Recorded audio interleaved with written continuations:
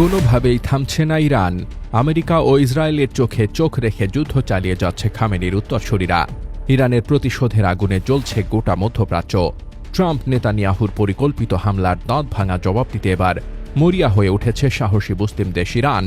এমন পরিস্থিতিতে ট্রাম্প যখন কঠোর হুঁশিয়ারি দিচ্ছেন, ফ্রান্সের প্রেসিডেন্ট ম্যাক্রো যখন পারমাণবিক অস্ত্র বানানোর ঘোষণা দিচ্ছেন, ঠিক তখনই কোনো রকম ভয়ডরহীনভাবে ইসরায়েলে মুহুর্মুহু মিসাইল হামলা করে নেতানিয়াহুকে কড়া জবাব দিচ্ছে ইরান।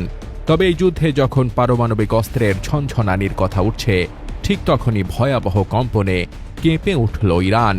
অনেকের ধারণা ইরানের কাছে পারমাণবিক অস্ত্র আছে, তবে ইরান কখনোই সেটি স্বীকার করেনি। কিন্তু যে দেশের কাছে পারমাণবিক অস্ত্র নেই, সেই দেশ কিভাবে পারমাণবিক অস্ত্রধারী দেশের সাথে চোখে চোখ রেখে কথা বলছে? ইরান যখন যুদ্ধবিরতির কথা নাকচ করে দিয়েছে, ঠিক সেই সময় পারমাণবিক শক্তিধর দেশগুলো আলোচনায় বসেছে। আর এই আলোচনার মধ্যেই কেঁপে উঠেছে ইরান, যেটিকে বলা হচ্ছে ভূমিকম্প। আসলে কি ইরানে ভূমিকম্প হয়েছে, নাকি অন্য কোনো ঘটনা ঘটতে যাচ্ছে? ইরান ইসরায়েলের তুমুল যুদ্ধের মধ্যে তেহরানের এই ভূমিকম্প নিয়ে সোশ্যাল মিডিয়া থেকে শুরু করে নেটিজেনদের মধ্যে নানা কথা উঠে আসছে। কেউ কেউ মনে করছেন ইরান হয়তো গোপনে ভারী ক্ষেপণাস্ত্রের পরীক্ষা চালিয়েছে, তবে সেটির কোনো জবাব এখন পর্যন্ত ইরানের পক্ষ থেকে দেওয়া হয়নি। ইরানের এই ভূমিকম্পটি হয়েছে গেরাস অঞ্চলে, আর সেটির উৎপত্তিস্থল ছিল ভূপৃষ্ঠ থেকে মাত্র 10 কিলোমিটার গভীরে। অগভীর এই ভূমিকম্পের ফলে গেরাস ও এর আশপাশের এলাকায় ব্যাপক কম্পন অনুভূত হয়েছে।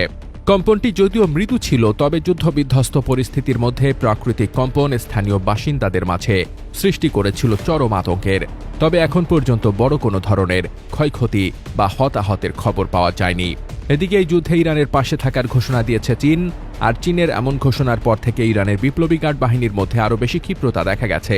ট্রাম্প ও নেতানিয়াহু ধারণা করেছিল আয়াতুল্লাহ আলী খামেনির মৃত্যুর পর হয়তো এই যুদ্ধ থেমে যাবে, কিন্তু খামেনির মৃত্যুর পর বড় প্রতিশোধ নেবার ঘোষণা দিয়েছে ইরান, আর সে কারণেই কাউকে তোয়াক্কা করছে না ইরানের বিপ্লবী গার্ড বাহিনী।